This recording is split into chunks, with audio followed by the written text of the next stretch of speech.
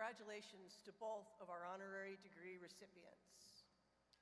I now have the honor of introducing Scranton alumna and senior producer for 60 Minutes, Nicole Young, who will offer her commencement address to our graduates.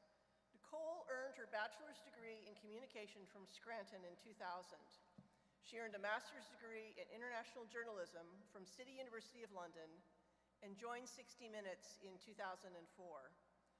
During her distinguished career at the most watched news program in America, Nicole has garnered 16 News and Documentary Emmy Awards, 8 Writers Guild Awards, 5 Edward R. Murrow Awards, and a George Foster Peabody Award, and a George Polk Award, to name just a few. A member of the university's Board of Trustees, she was awarded an honorary degree from Scranton in 2020. As an excerpt from her honorary degree citation presented to her reads, Nicole's innate interest and skill in storytelling stretches boundaries and sometimes takes her and her team to some of the most dangerous places on the planet. Ignited by a humanitarian spirit, she reported from the front lines of the refugee crisis in Syria, covered the famines in South Sudan and Yemen, and documented the plight of lost children in the aftermath of the 2010 earthquake in Haiti. Some of her most pivotal stories are those of human struggle, stories of job loss, poverty, homelessness, and child hunger in the United States. We honor Nicole Young for being a voice that has helped all of us to become aware of the needs of our sisters and brothers throughout the world. Today, we are honored to have Nicole return to her alma mater to serve as our commencement speaker. Nicole.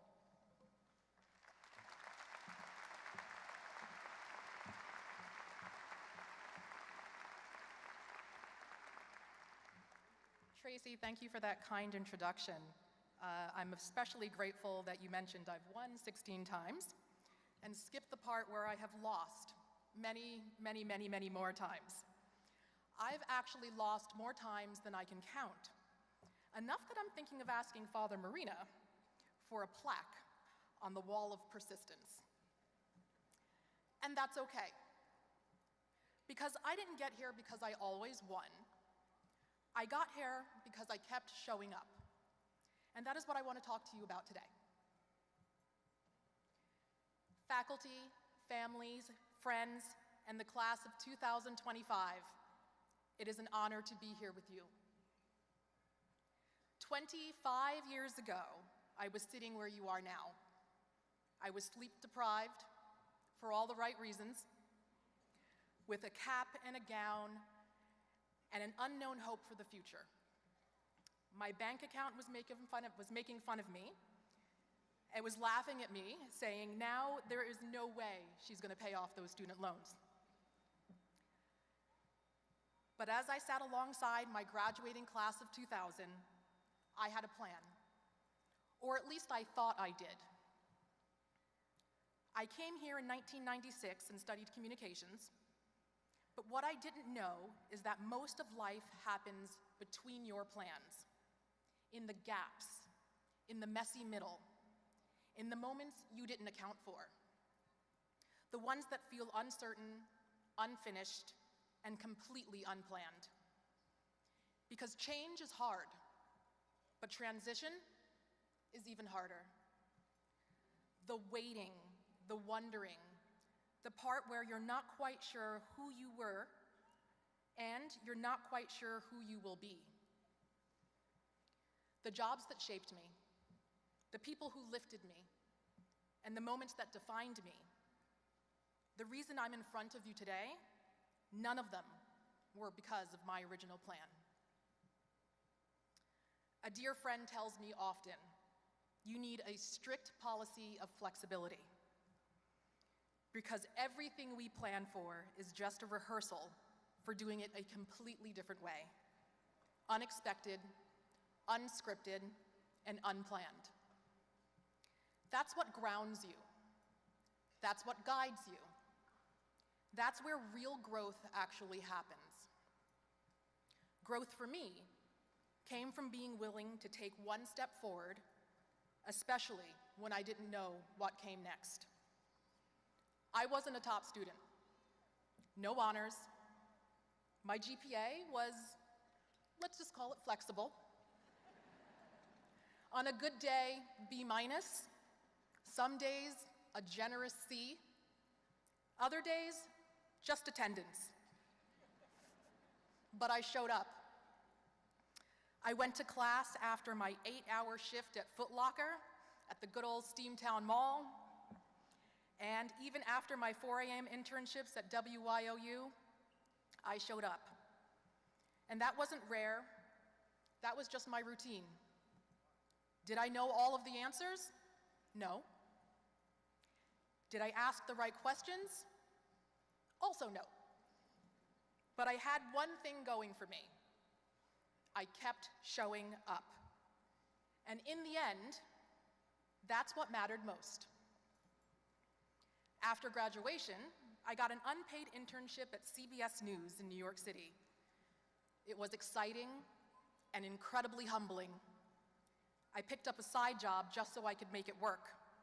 I waited tables at a country club and told myself I'd sleep later. That was more than 20 years ago.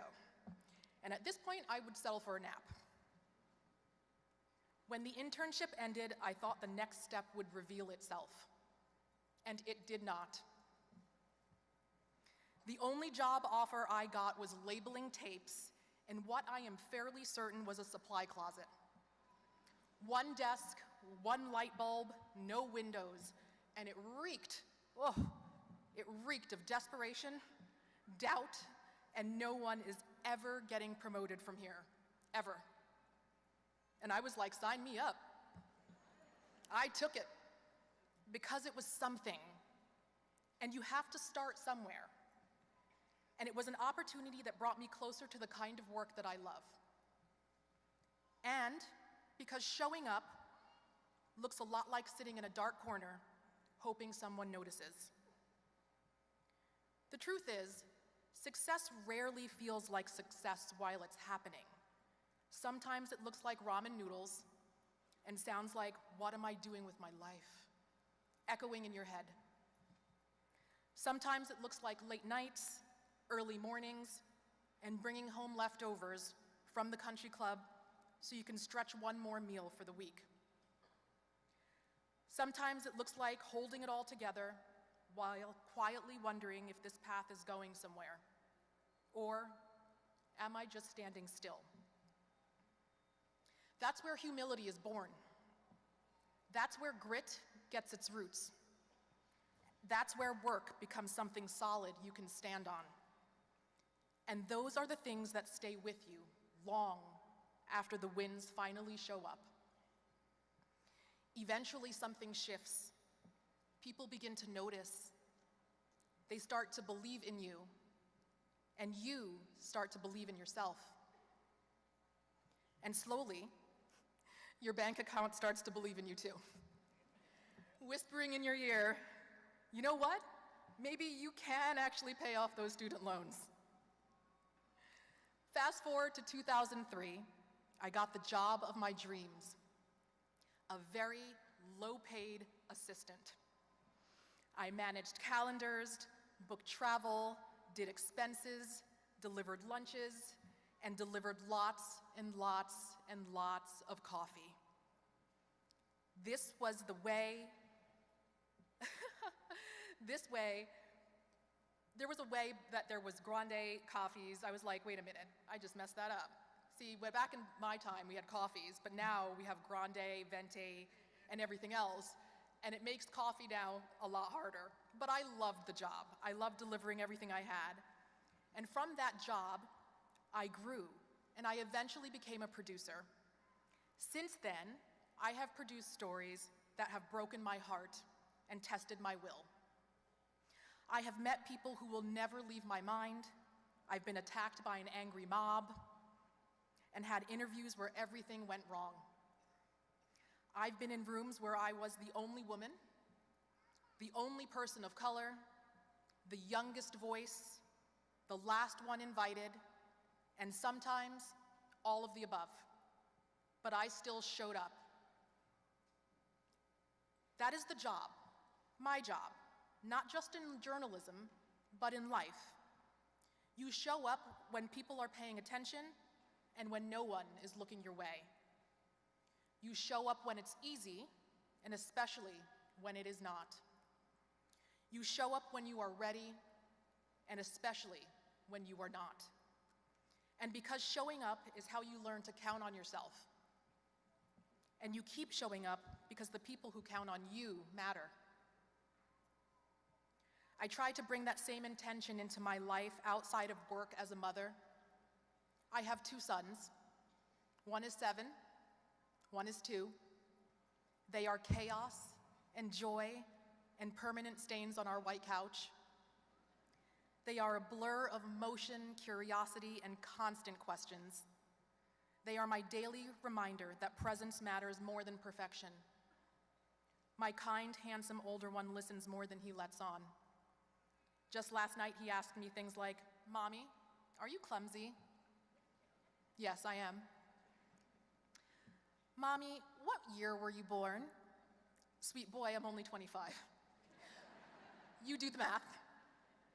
And he always comes with the existential questions right before bed. "Mommy, which do you like better, bagels or donuts?" "Bagels." "Well, no honey donuts." "Well, no bagels, honey. You know what? It's really too big a decision for bedtime." And my little one, he is appropriately defiant and adorable. He doesn't walk, he launches, crashes into things and hugs with his whole body. Raising them and trying to teach them to move through life with kindness, courage, and curiosity has made me pay closer attention to how I move through the world. They are, without question, my greatest production. And when I lose my footing, I hear one voice louder than the rest: my grandmother's. She was Jamaican, tough, wise, the kind of woman who could heal you with a meal and bring peace to your soul with her laugh. She would say, "Every mickle make a muckle. Small things add up." That was her way, loving, practical, direct. And when life felt unfair, which it often is, I always come back to one of her favorite proverbs: "Today for me, tomorrow for you. Everyone gets their turn." Class of 2025, this is your turn. Not to be perfect, not to have all the answers, not to be fearless, but to show up. You don't need to impress everyone. You don't need a 5-year plan or a flawless resume. You just need to show up. So when the days are hard, show up. When your confidence is MIA, show up. When the job is messy, show up, because that's where life is. That's where the growth is. That's how you build a life, and that's how you succeed in the end. I've worked on hundreds of stories, served coffee, and was grateful to be in a dark back corner of greatness for many years until I got my chance. Scranton made you mighty, Jesuit mighty, the kind that steps up, gives back, looks ahead, and shows up. So if you take nothing else from this speech, I want you to remember this: take the bagel and the damn donut, because you deserve them both. Now go out into the world and start showing up. Congratulations to all of you, class of 2025.